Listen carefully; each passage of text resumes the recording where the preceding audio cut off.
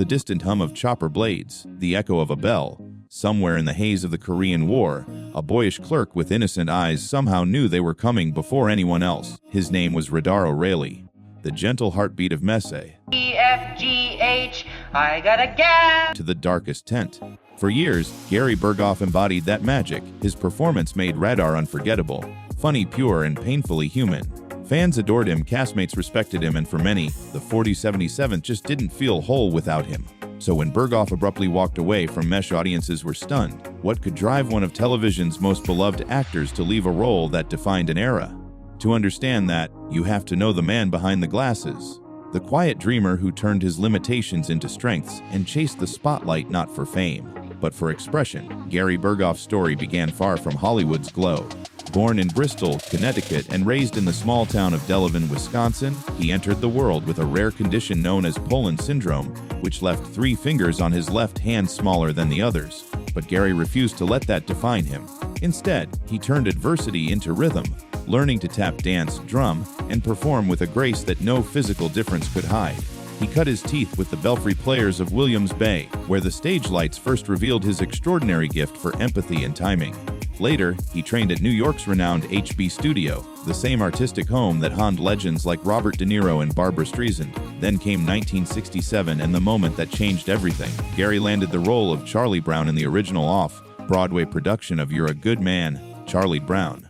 His boyish sincerity made critics fall in love. He was Charlie Brown, vulnerable, kind, and beautifully real. But acting wasn't his only rhythm. In 1968, he picked up the drumsticks and joined the Relatives, a band whose lead singer was none other than a young Lynda Carter, the future Wonder Woman. Their 3-month stint at the Sahara Hotel in Las Vegas was electric. Laughter, late nights, and music that bonded them for years. Carter later repaid that friendship by inviting him to appear on her hit series The New Adventures of Wonder Woman in 1978. First, in Robert Altman's 1970 film, Burghoff introduced a darker, edgier version of Radar, a sharp, wary young man surviving madness with quiet humor. It was a glimpse of what he'd later perfect on television, a role that would make him a legend. When Maish made the leap from film to television, something remarkable happened. Gary Burghoff reshaped Radar O'Reilly into someone softer, gentler, more human. With the guidance of writer Larry Gelbart, Radar transformed from a sharp-witted soldier's aide into the embodiment of innocence itself. The boy who could sense helicopters before anyone else, yet still believed that people were fundamentally good. Audiences connected instantly. Radar wasn't just a character, he was the emotional glue that held the 477th together. Through him, viewers saw the quiet cost of war.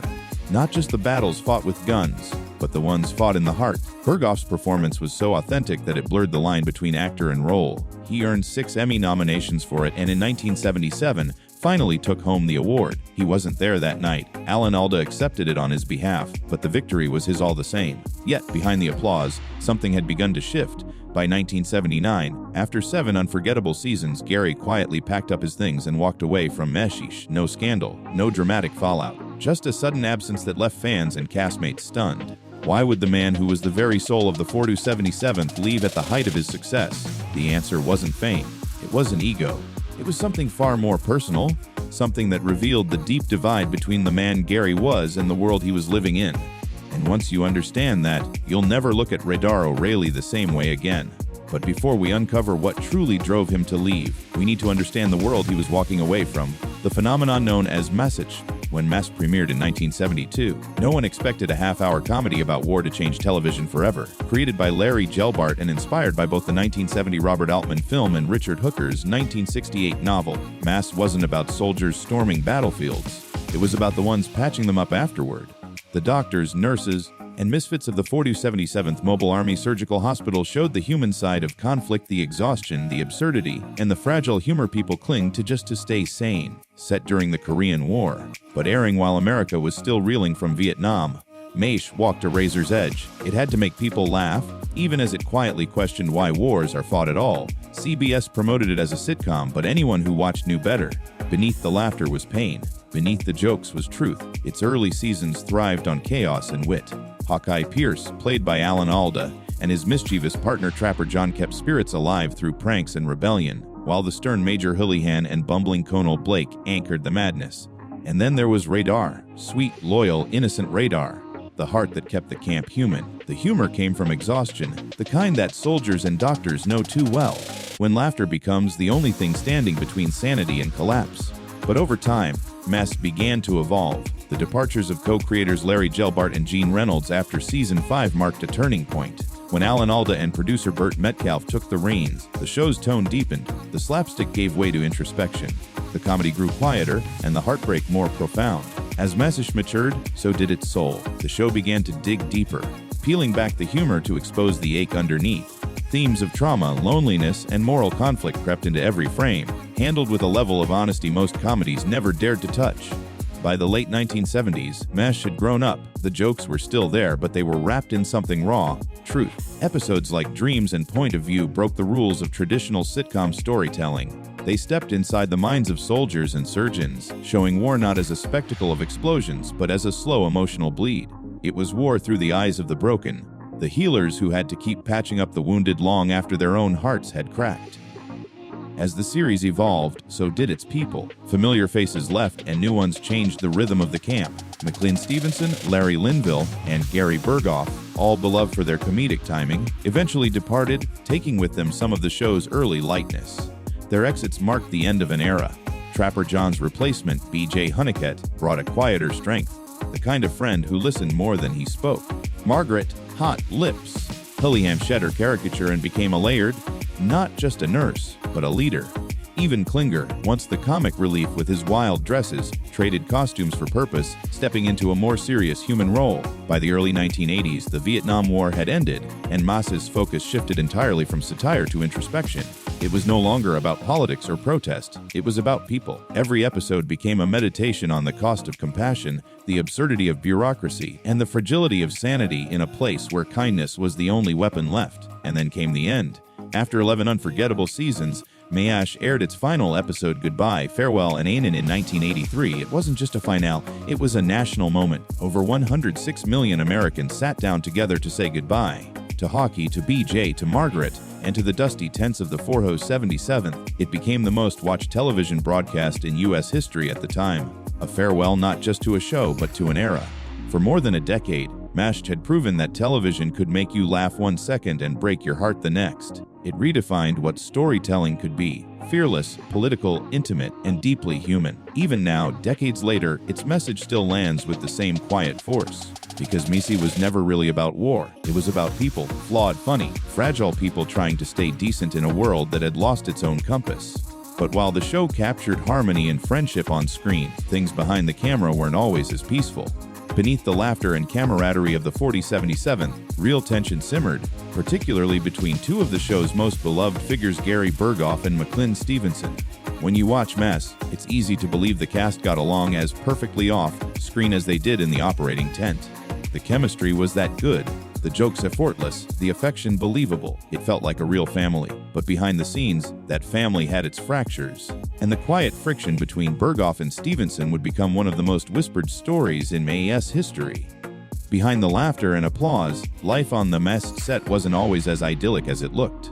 Like any workplace, it had its share of tension, bruised egos, and quiet rivalries. Only this one happened to be one of the biggest shows on television. From the outside, success seemed effortless. MAS was a cultural juggernaut, adored by fans and critics alike. But inside the set, the pressure of that success was real. Long shooting hours, creative exhaustion, and the constant chase for perfection began to weigh heavily on everyone. Among the cast, few relationships reflected that push and pull dynamic better than the one between McLean Stevenson and Gary Burghoff.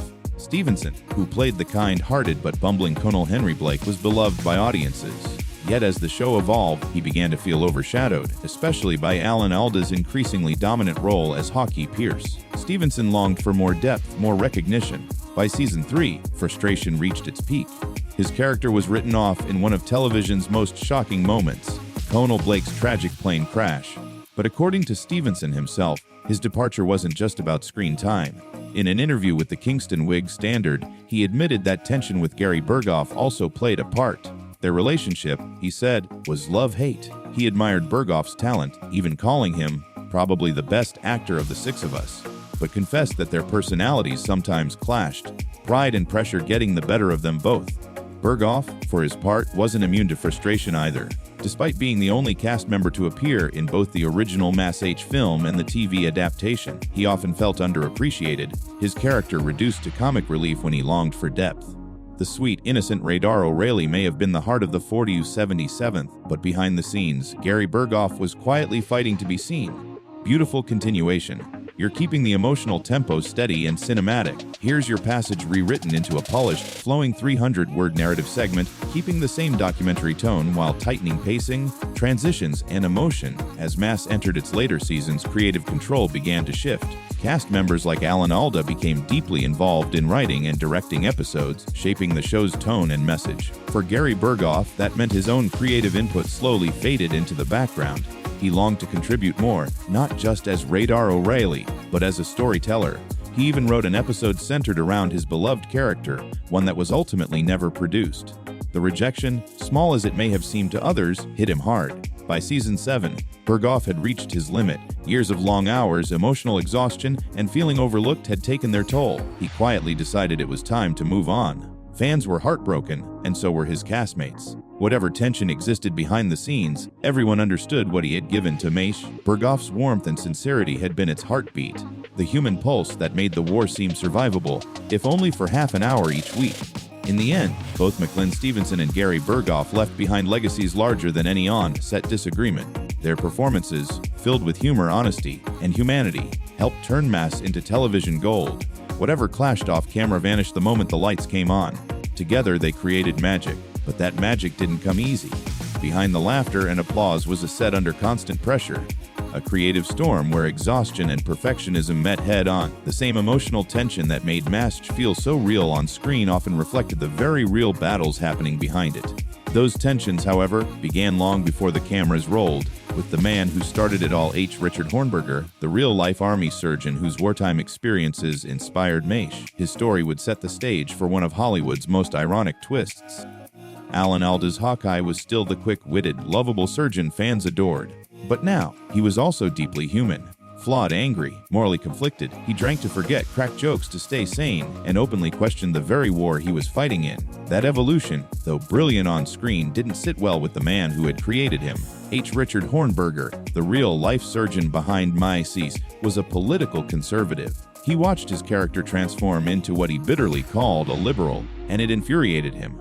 In interviews, Hornberger complained that the series had trampled his memories of Korea, twisting his humor into anti-war protest. He hated that audiences assumed he was anti-military because of the show's tone. In 1977, he tried to reclaim hockey with his follow-up novel, a not-so-subtle attempt to rewrite his legacy. But it was too late. The world had fallen in love with Alda's version. Hornberger's hockey was gone, replaced by a symbol larger than he ever imagined. When Mass transitioned from the big screen to television, co-creators Larry Gelbart and Gene Reynolds were determined to preserve the raw edge of war. They refused to turn it into a joke-filled sitcom about army life. They wanted the audience to laugh, yes, but also to feel the cost of every wound stitched and every soldier lost. CBS, however, wanted something lighter, a clean, laugh track-driven comedy that wouldn't make viewers uncomfortable. Gelbart and Reynolds stood firm. They insisted that Mass must feel real. One CBS executive famously accused them of ruining the show after watching the episode Sometimes You Hear the Bullet, in which Hockey loses a close friend on the operating table. The scene made audiences cry, not laugh, and that was exactly the point. Eventually, the creators won that battle, but at a cost. By the end of season 4, both men walked away, exhausted from fighting network pressure and drained by the emotional weight of keeping that balance between humor and heartbreak.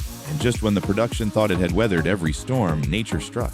In 1982, a brush fire tore through the California set, reducing much of the Mace camp to ashes. The timing was uncanny, just before filming the finale. But instead of rebuilding, the producers did something poetic. They used footage of the fire in the last episode, turning devastation into symbolism. The burning camp became the visual farewell to a world viewers had lived in for 11 years. Yet the flames on set weren't the only ones burning. Tensions continued behind the scenes. Even beloved cast members had their share of creative clashes. None more surprising than the story of Jamie Farr's Corporal Klinger, originally written as a one-off gag. A soldier pretending to be gay and wearing women's clothes to get discharged. Klinger was meant to appear in only one episode. Desperate for work, Farr agreed, but co-creator Gene Reynolds stopped the idea cold. Instead, Farr reshaped Klinger into something far richer, a straight man using absurdity as a survival mechanism. His flamboyant costumes weren't mockery, they were rebellion. And in that twist, another mass miracle was born, comedy rooted in humanity. The character was a hit, and what started as a one-time appearance grew into a full-time role. Even then, the network had doubts, and Farr constantly had to fight for his place. Not all the tension came from egos. Sometimes it came from heartbreak. When Lance Stephenson decided to leave after season 3, the writers wanted his exit to mean something. So, in the now infamous episode Abyssinia Henry, Colonel Blake gets his honorable discharge and prepares to go home, only for Radar to walk into the operating room and announce that his plane was shot down. The twist shocked America, and that was the point. The showrunners wanted to remind viewers that in war, happy endings were rare. What made the moment so powerful, though, was that none of the cast except Alan Alda knew it was coming. When Gary Burghoff read that final page, he was so upset he offered to skip the scene if Stephenson changed his mind. Stephenson told him no, the story mattered more. The scene was shot in 2 takes, and when it aired, CBS was flooded with angry letters. The network even tried to cut the ending from reruns. But for all the pain it caused, that moment cemented Mass's legacy, a show that dared to tell the truth, no matter how much it hurt. Even the jokes were not free from battle. CBS insisted on a laugh track, the standard for sitcoms at the time. But the creators thought it was ridiculous. How could you laugh over surgery scenes? How could you cue laughter over death? After much back and forth, they reached a compromise. No laugh track in the operating room. It was a small victory, but an important one. The writers also had to outsmart the censors in other ways. They wanted the show to sound authentic, and that meant soldiers talking like soldiers, profanity included. But CBS kept demanding that the swearing be cut in half. So the writers got creative. They simply doubled the amount of profanity in the scripts, knowing half would be removed. It was their quiet act of rebellion, and it worked. By the time Mass Asterisk reached its final season, the cast and crew were emotionally spent. 11 years of war stories, real and fictional, had taken their toll. When they filmed Goodbye, Farewell, and Amen, they poured everything they had left into it. Ironically, even the finale carried echoes of tension. A fire had destroyed part of the set, and the emotional climax Hockey's breakdown was inspired by a horrifying true story of a Korean mother forced to smother her baby to save others. It was dark, raw, and unforgettable. When it finally aired in 1983, 106 million people tuned in, the biggest audience in TV history at that time. But once the cameras stopped rolling, the cast held their own private ceremony, burying a real-time capsule filled with props and letters on the Fox lot. Years later, during renovations, someone unknowingly threw it away, a fitting bittersweet metaphor for a show that constantly balanced humor and heartbreak. MASH Asterisk was not just a television series. It was a battlefield of ideas, egos, and emotion. Behind the laughter, there were creative wars, quiet resentments, and genuine moments of grief. But maybe that is exactly why it worked. Because just like the surgeons it portrayed, the cast and crew of M*A*S*H spent every day stitching together chaos into something that somehow resembled hope. And when the curtain finally fell, they did not just end a show. They closed a chapter of television history that would never be repeated. But even as the dust settled on that remarkable legacy, one question continued to echo among fans. Why did Gary Burghoff, the heart of the 477th, decide to walk away when Mass Asterisk was still at its peak? His departure wasn't just another cast change. It marked a turning point that altered the soul of the series forever. The real reason Gary Burghoff left Mess. When Gary Burghoff walked away from Mash Asterisk, it wasn't just another actor leaving a hit TV show. It was the heart of the show saying goodbye. For 8 seasons, Burghoff's character, Corporal Walter Radar O'Reilly, had been the purest soul in a war zone full of chaos, cynicism, and gallows humor. He was the one who could sense helicopters before anyone else. The boyish clerk with the teddy bear, the gentle heartbeat that reminded everyone, including the audience, that humanity could still exist in hell. So, when Radar said his final goodbye in Season 8, fans felt it deeply. It wasn't just the end of a character, it was the end of innocence on Mass Asterisk. But as emotional as Radar's departure was on screen, the real story behind Gary Burghoff's exit was far more complicated and painfully human. To understand the tension that led to his decision, you have to look at what Mass Asterisk had become by the late 1970s. The show was still wildly popular, yes, but it was changing quickly. Many of the original cast members were gone. The tone had shifted from biting satire to something heavier, more reflective. And in the middle of it all was Burghoff, a man who had lived as Radar for a full decade. first in Robert Altman's 1970 film and then for 8 years on the series. Playing the same character for that long would wear on anyone, but for Burghoff, the strain went much deeper than creative fatigue. By 1979, Burghoff was burnt out. He was exhausted from the grind of filming, frustrated by the direction the show had taken, and quietly battling personal struggles that few people on set understood. Director Charles S. Dubin later revealed that Burghoff felt underappreciated, that despite being one of the original faces of ***, he wasn't getting the recognition he deserved. That feeling of invisibility aided him, especially as other cast members like Al and Alda became the creative powerhouses of the series. Burghoff, who had once been the emotional glue of the show, now felt like a supporting piece in someone else's story. At the same time, his personal life was crumbling. His marriage to Janet Gale was falling apart and the tension followed him to set. Dubin recalled moments during the filming of Radar's farewell episodes where Burghoff broke down in tears, not as part of the script, but from sheer emotional overload. In one scene where Radar talks about a future with a woman he loves, reality and fiction collided. The pain of his own failing relationship hit too close to home and Burghoff had to be walked around the Fox backlot to calm down before shooting could continue. Behind the scenes, the weight of it all, the pressure, the fame, the emotional exhaustion became unbearable. Burghoff once admitted that he struggled with how the world saw him. To fans, he was Radar, the shy, innocent, loyal clerk with the big heart. But to Gary, that identity started to feel like a cage. "If the only identity we have is what we do," he once said, "then we're in big trouble. Especially if we lose a job, then we don't have an identity anymore." It's a haunting statement, one that reveals how fame, even the kind born from a beloved character, can quietly dismantle a person's sense of self. Still, when the time came to film Goodbye Radar, Burghoff gave it everything he had. The two-part episode was tender, nostalgic, and devastating. Radar's farewell wasn't just about leaving the army. It wasn't just a goodbye. It was a growing up. Radar's farewell wasn't about leaving the 477th. It was about stepping out of innocence. The moment he walked away from camp, leaving behind his teddy bear, that small, worn symbol of boyhood and vulnerability, something deeper shifted.